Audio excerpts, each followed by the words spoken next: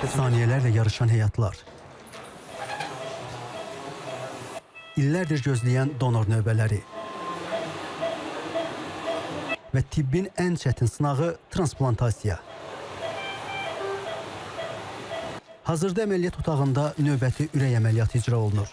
Lakin bu ünvan Dövlət Gömrük Komitəsinin Mərkəzi Hospitalı artıq daha böyük bir missiyaya hazırlaşır. Təbii ki, bu ünvanda bir neçə ildir ürək əməliyyatları həyata keçirilir. Bizim də hazırda həkimlərin geyinmə soyunma otağındayıq və digər qapı arxasında isə ürək əməliyyatı həyata keçirilir və Nazirlər Kabinetinin son qərarı ilə isə təbii ki, ürək transplantasiya da bu ünvanda həyata keçiriləcək. Həkimlə bizim müsahibəmiz olacaq. Təbii ki, suallarımızı da əməliyyat otağında aldığımız üçün biz indi geyimimizi dəyişib əməliyyat otağına daxil olacağıq.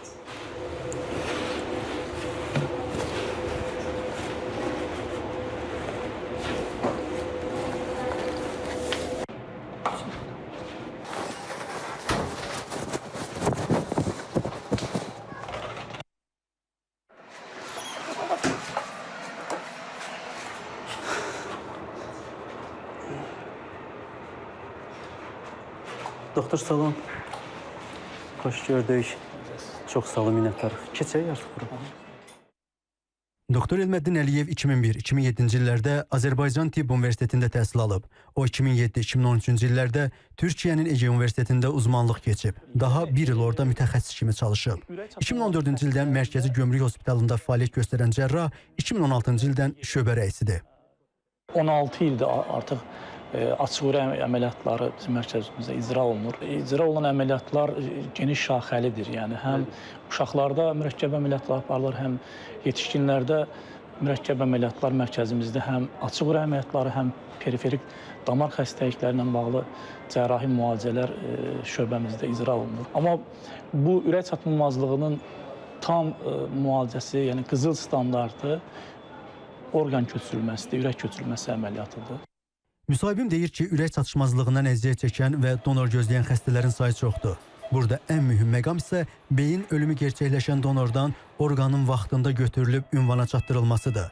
Daşınma zamanı xüsusi buz çantalardan istifadə olunur ki, bu da soyuq şema müddətində orqanın həyatiliyini qorumağa imkan verir. Dünyada ürək köçürülməsindən sonra xəstələrin həyatda qalma müddətləri var. Təbii ki, yəni mərkəzlərin bir statistikası var. Ortalama qəbul olunmuş bir statistika 1 illik sağ qalım 80% civarındadır. Mən təhsil aldığım Ege Universitetində də orada da 1 illik sağ qalım 89%-ə qədər yüksəlmişdi. 5 illik həyatda qalım 70% civarındaydı. 10 illik həyatda qalım 50% civarındadır. Mərkəzi Hospital indiyədək qaraciyər və böyrək transplantasiyası sahəsində böyük təcrübə qazanıb. Hətta ötən il regionda ilk dəfə meyit donordan qaraciyər köçürülməsi uğurla icra edilib. Bu uğurlu baza Nazirlər Kabinetinin müvafiq siyasını yenilənməsinə əsas verib. Keçən il bizim hospitalda 51 qaraciyər transplantasiyası əməliyyatı, o cümlədən 10 deməli meyit donordan götürülmüş qaraciyər transplantasiyası əməliyyatı və 65 böyrək transplantasiyası, 12 onlardan 12'si meyit donordan götürülmüş böyrək transplantasiyası əməliyyatı icra edilmişdir. Eyni zamanda ənənəvi olaraq bizim hospital ürək damar cərrahiyyəsi sayəsində də liderlik mövqeyisindədir. Burada çox yüksək səviyyədə peşəkar bir komandamız çalışır. Qeyd edək ki, Nazirlər Kabinetinin son qərarı ilə orqan transplantasiyası şəbəkəsi daha da genişlənib. Beləliklə, Gömrük Hospitalı Ürək, Respublika Diaqnostika Mərkəzi isə kök hüceyrə transplantasiyası ilə pasiyentlərin xidmətində olacaq. Toğrul Quluzadə, Zamin Novruzov, İsmail Hüseynov.